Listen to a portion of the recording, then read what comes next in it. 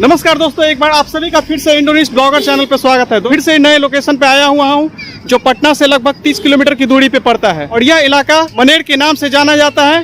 और मनेर का ये जो इलाका है वो सोन नदी के तट पर बसा हुआ क्षेत्र है। यह दो वजहों की वजह से फेमस है। एक तो यहाँ मनेर का जो लड्डू है उसकी वजह से यह पूरे भारत में फेमस है। तो वहीं दूसरी तरफ एक यहाँ पे दरगाह है जिसको मनेर शरीफ का दरगाह कहा जाता है, उसकी वजह से ये स्थान बहुत फेमस है। जो मखदूम शाह मनेरी का ये जो दरगाह है इब्राहिम खान ने बनाया था, जो कि उस समय बिहार के शासक हुआ करते थे और वह मुगल बादशाह औरंगजेब के अंतर्गत वो काम करते थे। दोस्तों, आप अभी मेरे साथ मनेर के मार्केट में घूम रहे हैं और यहाँ ये मनेर का लोकल मार्केट है। तो अभी मैं आपको मनेर का जो लोकल मार्केट है मैं उसको दिखाने वाला हूँ। ये अभी आप मनेर का जो लोकल मार्केट है वो देख रहे हैं और ये मनेर का जो छोटा कस्बा है। अभी यहाँ पे जब मैं खड़ा हूँ तो देखिए ट्रैफिक पूरा यहाँ पे लग गया है।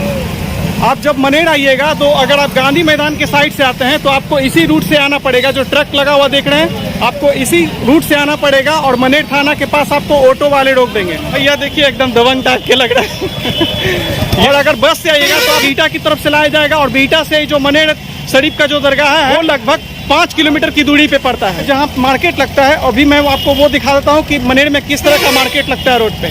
तो कुछ इस तरीके का आपको मनेर में मार्केट नजर आएगा। पटना जंक्शन से या गांधी मैदान से अगर आप ऑटो से आते हैं तो ऑटो से आपको दानापुर आना पड़ेगा और दानापुर से फिर आपको ऑटो वाले आपको मनेर लाएंगे और मनेर थाना के पास रोक देंगे। और यहाँ पे कुछ आपको मनेर के इलाके में कुछ इस तरीके के छोटे मोटे मार्केट आपको नजर आ जाएगी।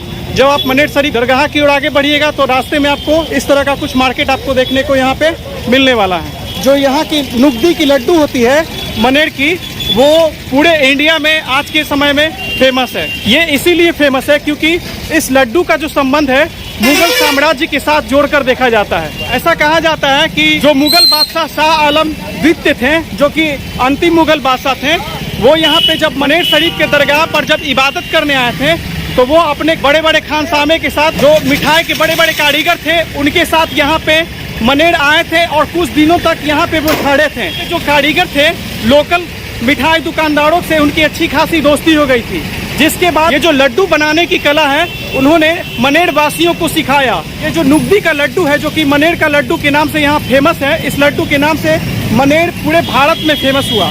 तो ये जो नुगदी का लड्डू है ये बादशाह जो है शाह आलम, उनके कारीगरों ने यहाँ के निवासियों को सिखाया था। मनेर का लड्डू जो आप चख लीजिएगा तो आप बार बार आइएगा, क्योंकि मनेर के लड्डू को जो दीवाने हैं वो आमिर खान से लेकर जितेंद्र खेसारी लाल यादव, निरहुआ से लेकर हमारे भारत के 3 पूर्व प्रधानमंत्री भी इस लड्डू का स्वाद चख चुके हैं, जिनमें मैं आपको कुछ प्रधानमंत्री का नाम बता रहा हूँ। उनमें से एक है अटल बिहारी वाजपेयी, दूसरा है चंद्रशेखर और तीसरा है पी सिंह। ये तीनों ऐसे प्रधानमंत्री हुए जिन्होंने मनेर के लड्डू का स्वाद चखा हुआ है। तो अभी मैं आपको मनेर के लड्डू को दिखाने वाला हूँ। तो अभी आप देखिए कि मनेर का लड्डू देखने में कैसा लगता है, किस वजह से ये बहुत ही ज़्यादा फेमस है। अभी यहाँ पे मैं एक लोकल दुकान में आया हूँ।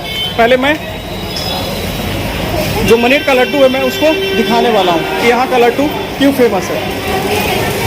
तो कुछ इस तरीके का यहाँ पे मनेर का लड्डू आपको देखने को मिलेगा।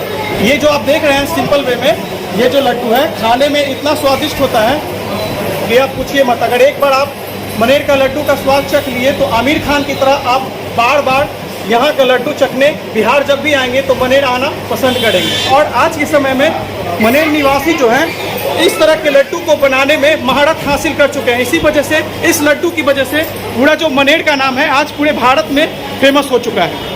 और ये यहाँ के लोकल मतलब बासिंदे हैं। और बाबा यहाँ पे आप ये बताइएगा कि यहाँ का लड्डू मतलब कैसा है? मतलब मैं पूरे भारत में घुमा हूँ और मिठाई खाया हूँ, लेकिन ऐसा मिठाई लड्डू, गुलाब जामुन, रसगुल्ला पूरे भारत में नहीं मिलता। इस तरह का लड्डू, यहाँ के लड्डू में ऐसा क्या खासियत है, क्या ऐसा चीज़ मिलाया जाता है? यहाँ के पानी, शुद्ध चना का बेसन और घी में लड्डू ये बनता है। और यहाँ के जो पानी का विशेषता है, यही आप चीज़ सामग्री बाहर बनाइएगा तो नहीं ऐसा होगा। यहाँ पानी की विशेषता है। अच्छा, एक सवाल आपसे पूछना है। भारत के 3 प्रधानमंत्री के बारे में बोला जाता है कि वहाँ पे वो लड्डू का स्वाद चख के गए थे, लड्डू खाए थे मनेर का। क्या ये सही बात है? एक अटल बिहारी वाजपेयी है, वीपी सिंह है और तीसरे जो है वो चंद्रशेखर है। लड्डू यहाँ से जाता है, यहाँ से लड्डू जाता है। मोदी जी का भी हाँ, जो शपथ ग्रहण था हाँ ठीक है। उसमें भी गया था लड्डू यहाँ से। आप मेरे मुंह से नहीं सुनिए, आप यहाँ के जो दुकानदार हैं वो बता रहे हैं आपको। अभी बीजेपी कार्यालय में भी शायद लड्डू यहाँ से गया है। अब आप सोच लीजिए कि इस लड्डू का क्रेज कितना है। 2024 के लोकसभा के चुनाव में जब पाटलिपुत्रा में जब चुनाव प्रचार करने प्रधानमंत्री नरेंद्र मोदी आए थे तो उन्होंने भी इस लड्डू की चर्चा की थी। तो सोचिए एक लड्डू जो है पूरे क्षेत्र को किस तरह से पूरी इंडिया में फेमस कर सकती है, ये अपने आप में एक अजूबा बात है। और यहाँ पे जिस मैं दुकान में गया था, इन दुकान में आप खा सकते हैं, काफ़ी स्टैंडर्ड यहाँ का मुझे देखने में लगा ये दुकान। चलिए आगे चलते हैं और मखदूम शाह याहिया मनेरी का जो दरगाह है अब मैं आपको वो दिखाने वाला हूँ। इससे पहले आप यहाँ का जो लोकल मार्केट है आप उसका पूरा एक बार ओवरऑल व्यू देख सकते हैं। तो ये है आपका मनेर का आसपास का पूरा इलाका। ये देखिए यही मनेर शरीफ दरगाह जाने वाला रास्ता है और एंट्री गेट पे यहाँ पे जो बड़े बड़े पेड़ पौधे हो गए थे यहाँ पे मॉडिफिकेशन का काम जारी है और मनेर शरीफ दरगाह की ओर जाने वाले रास्ते पे एक बड़ा सा गेट बनाया जा रहा है। आने वाले समय में आप जब मनेर शरीफ दर्शन करने जाइएगा तो वहाँ पे आपको पैसा लगने वाला है शायद। तो फिलहाल यहाँ पे जो गेट पे काम हो रहा है, ये रास्ते में जो पेड़ पौधा है उसको काटने का काम यहाँ पे जारी है। तो यहाँ पे ये पुराना वाला रास्ता है, एक नया रास्ता यहाँ पे मनेर शरीफ दरगाह पे जाने वाला बनाया जा रहा है। तो यहाँ पे भी पेड़ पौधों को छांटने का काम चल रहा है। आप पटना की तरफ से आइए या बिहटा की तरफ से आइए, आपको इसी रास्ते से होकर जाना पड़ेगा। कुछ महीने बाद जब आप यहाँ पे आइएगा तो आपको फिर एक नया रास्ता बनाया जा रहा है। वो रास्ता पहले से है, केवल एक बड़ा सा गेट लगाया जा रहा है, वो टूरिज्म को बढ़ाने के लिए यहाँ पे उसी रास्ते से आपको जाना पड़ेगा। और उसके बाद आने वाले सालों में आपको मनेर शरीफ का दर्शन करने के लिए शायद टिकट भी कटवाना पड़ सकता है। तो ये भी आप जो देख रहे हैं वो मनेर शरीफ की ओर जाने वाला रास्ता है। आपकी जानकारी के लिए आपको बता दूं कि ये जो मनेर शरीफ का दरगाह है, यहाँ पे दो दरगाह है, एक बड़ी दरगाह बोला जाता है और एक दूसरा दरगाह है उसको छोटी दरगाह बोला जाता है। मखदूम शाह याहिया मनेरी का जो दरगाह है वो एक्चुअली में छोटी दरगाह के नाम से जाना जाता है। अभी मैं सबसे पहले आपको बड़ी दरगाह का दर्शन करवाने वाला हूँ। और ये देखिए मनेर शरीफ दरगाह के पास हाल के वर्षों में एक बहुत ही शानदार 5 स्टार होटल बनाया गया है। आउट व्यू आप देख सकते हैं। तो ये होटल परिसर काफी ज्यादा शानदार बनाया गया है। दो दरगाह है यहाँ पे, एक बड़ी दरगाह के नाम से जानी जाती है और मखदूम शाह याहिया मनेरी का जो दरगाह है वो छोटी दरगाह के नाम से फेमस है। इस रास्ते से जब आइएगा आप तो आपको सबसे पहले रास्ते में ही बड़ी दरगाह देखने को मिलेगी। तो अभी मैं आपको बड़ी दरगाह के पास लेकर चलता हूँ। दरगाह के बारे में मैंने बहुत कुछ सुना है। एक बड़ा सा गुम्बद देख रहेंगे, वही मखदूम शाह याहिया मनेरी का दरगाह है। वो एक बहुत बड़े जाने माने फकीर थे। 11वीं सदी के आसपास ये जो पूरा मनेर का इलाका था ये मुस्लिम संस्कृति का केंद्र हुआ करता था और यहाँ पूरे भारत से सूफी संत बहुत ही बड़े तादाद में आया करते थे। तो अभी मैं जिस जगह पे खड़ा हूँ वो बड़ी दरगाह के नाम से जानी जाती है और ये दरगाह भी जो है वो काफी चमत्कारिक ये जगह मानी जाती है। बड़ी दरगाह के परिसर में मैं आया हूँ। तो ये अभी आप जो देख रहे हैं पूरा लोकेशन, चारों तरफ आपको यहाँ पे केवल जंगल नजर आएगा और ये बड़ी दरगाह है। ये जो दरगाह आप देख रहे हैं इंडिया के कोने कोने से लोग यहाँ पे मन्नत मांगने आते हैं।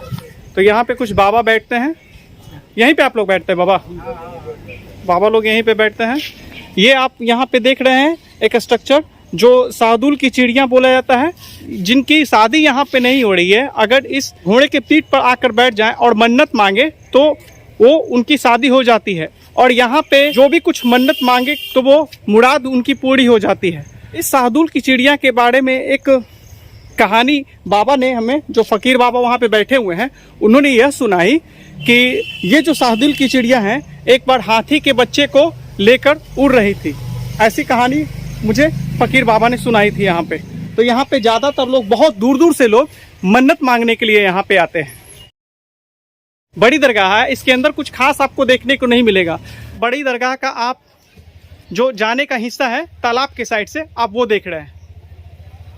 तो किसी तरह का मन्नत मांगना हो तो आप यहाँ पे आ सकते हैं। टूरिज्म के तौर पे अगर देखें तो छोटी दरगाह में जो चीज़ आपको मिलेगी यहाँ पे नहीं मिलेगी। यहाँ पे सिर्फ लोग मन्नत मांगने के लिए आते हैं। तो चलिए अब हम छोटी दरगाह की तरफ चलते हैं। तो ये कुछ आसपास का पूरा लोकेशन है। आपको चारों तरफ केवल जंगल यहाँ पे नजर आएगी, पूरा का पूरा जंगल है। और इस दरगाह पे यूपी तक से लोग यहाँ पे आते हैं मन्नत मांगने। तो कुछ इस तरीके का यहाँ पे आपको देखने को मिलेगा। तो जस्ट अभी आपने जो देखा वो मैंने आपको बड़ी दरगाह का आउटर परिसर दिखाया। बड़ी दरगाह के अंदर कुछ खास चीज़ें आपको देखने को नहीं मिलने वाली थी। मेन जो मनेर शरीफ लोग घूमने के लिए आते हैं वो दरअसल मखदूम शाह याहिया मनेरी का मकबरा देखने ही आते हैं। ये आप इस मखदूम शाह याहिया मनेरी के दरगाह का ये सबसे साइड व्यूज देख रहे हैं। तो दोस्तों ये बताइएगा कि आज का ब्लॉग आपको कैसा लगा।